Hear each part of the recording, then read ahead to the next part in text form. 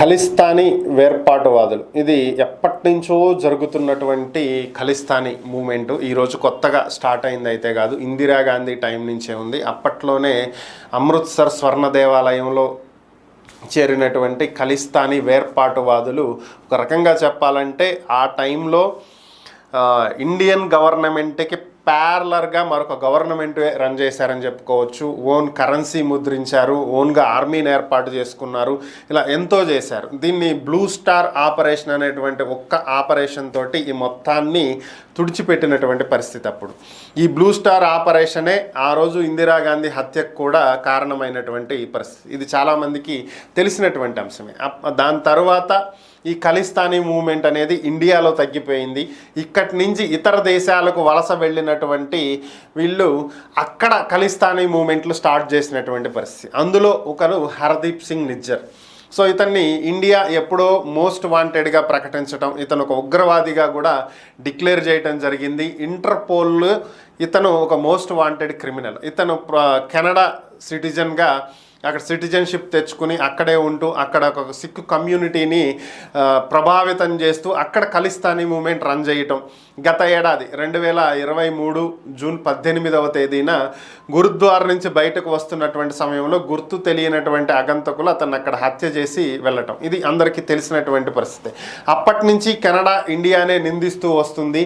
ఈ హత్యకు భారతే కారణం, భారత్ రా ఏజెంట్లే దీనికి పాల్పడ్డారు అని.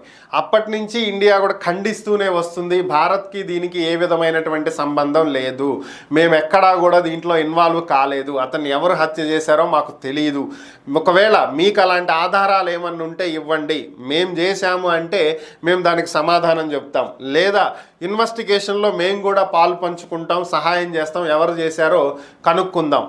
సో ఓవరాల్గా ఇన్వెస్టిగేషన్ చెయ్యండి అని చెప్పి ఇండియా అడుగుతుంది, ఆధారాలు ఇవ్వండి అని అడుగుతుంది.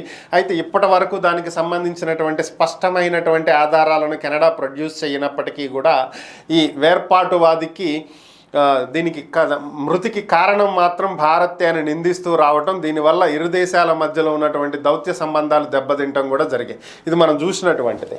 అయితే ఇప్పుడు కెనడా ఒక అడుగు ముందుకు వేసి ఇంకా దరిద్రమైనటువంటి పని ఏం చేసింది అంటే ఏకంగా కెనడా పార్లమెంటులో హర్దీప్ సింగ్ నిజ్జర్ హత్యకు అతని మృతికి నివాళులు అర్పిస్తూ 2 నిమిషాల మౌనం పాటించటం.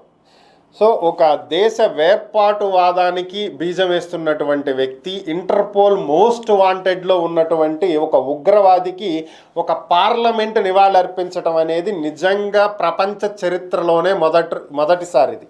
సో ఇదే ఇప్పుడు ఇంటర్నెట్లో ట్రెండ్ అవుతున్నటువంటి అంశం. దీన్నే చాలామంది నెటిజన్లు వ్యతిరేకిస్తున్నారు. Not only in India, worldwide చాలా కంట్రీస్లో ఒక ఇంటర్పోల్ ఉగ్రవాదికి ఒక పార్లమెంట్ నివాళులు అర్పించడం ఏంటి అని చెప్పి ప్రశ్నిస్తున్నటువంటి పరిస్థితి. భారత్ కూడా దీన్నే ఖండించింది. అతను ఒక మోస్ట్ వాంటెడ్ క్రిమినల్గా ఇండియా ప్రకటించింది. ఇంటర్పోల్లో అతను మోస్ట్ వాంటెడ్. సో అలాంటి వ్యక్తికి వేర్పాటువాద రాజకీయాలను ప్రోత్సహించే వాటికి భారత్ ఎప్పుడూ కూడా వ్యతిరేకమే. అలాంటి వ్యక్తికి మీరు నివాళులర్పించడం అనేది భారత్ ఖండిస్తుంది అని చెప్పి భారత్ కూడా ఈ విషయాన్ని కొంచెం సీరియస్గానే తీసుకుంది. మరి ఏం జరిగిద్దో చూడాలి.